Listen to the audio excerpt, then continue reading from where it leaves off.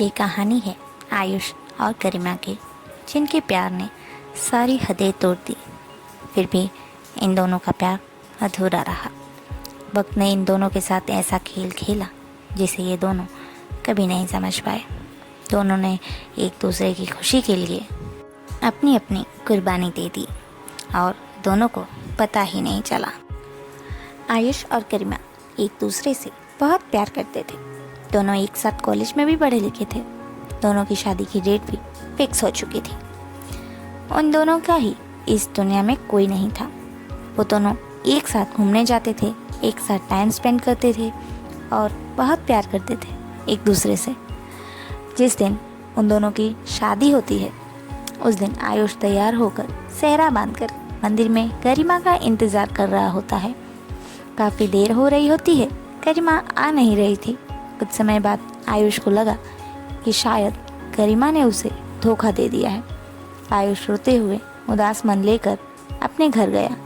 वहाँ उसे गरिमा की चिट्ठी मिली। उस चिट्ठी में लिखा था, आयुष, मैं तुमसे शादी नहीं कर सकती। मैं किसी और से प्यार करती थी और मैं उसी के पास जाना चाहती हूँ। तुम अपना देख लो, अब तुम्हारे साथ नहीं रह सकती। मैं अपने प्यार के साथ शादी करने जा रही हूँ। वो चिट्ठी देखकर आयुष का दिल टूट गया। उसे समझ नहीं आया कि गरिमा ने उसके साथ ऐसा क्यों किया। अब आयुष के मन में गुस्सा आ गया कि वो अब इतना काबिल बनेगा कि दुनिया की हर लड़की उसके पीछे भागेगी। आयुष अब सिविल ऑफिसर बनने की तैयारी करने लगा। अपने टूटे हुए दिल को जोड़ने की कोशिश को हर दिन करता रहा। 3 बार सिविल ऑफिसर के एग्ज़ाम में फेल होने के बाद चौथी बार आखिरकार वो सिविल ऑफिसर बन ही गया। और जैसे ही वो सिविल ऑफिसर बनने के बाद अपना पहला केस हैंडल करने गया, वहाँ उसे गरिमा मिली। गरिमा वहाँ पर आयुष की हेड यानी कि सीनियर सिविल सर्विस ऑफिसर थी। ये सब देखकर आयुष को बहुत बड़ा झटका लगा। उसने गरिमा से सवाल किया कि आखिर वो उसे छोड़कर किसके लिए गई थी। तभी गरिमा ने उसे बताया कि वो उसे छोड़कर नहीं गई थी, बल्कि उसे किडनैप कर लिया गया था। वहाँ से निकलने के बाद उसकी याददाश्त नहीं थी।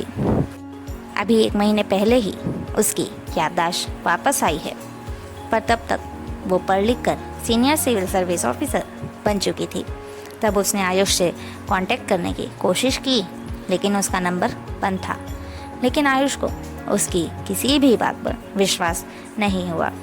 उसने उसकी बातों को मानने से इनकार कर दिया।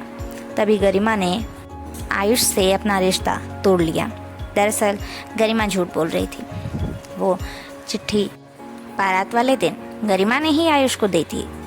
तब वो किसी और के साथ जा रही थी, लेकिन उस लड़के ने उसे धोखा दे दिया। इसलिए शर्म के मारे वो आयुष को सच्चाई नहीं बता रही थी।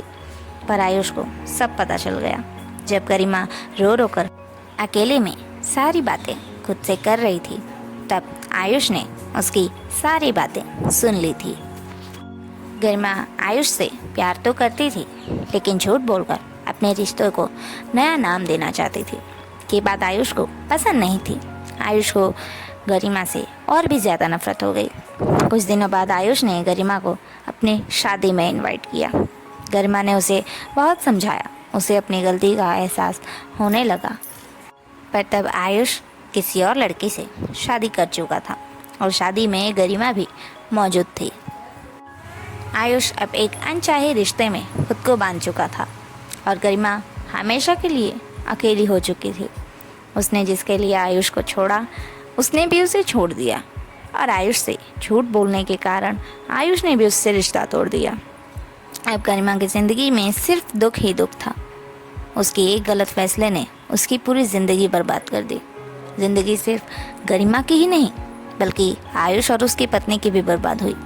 वो दोनों एक अनचाहे रिश्ते में बंधे थे और गरिमा भी हमेशा के लिए अकेली हो गई। ये थी आयुष और गरिमा की अधूरी प्यार की कहानी।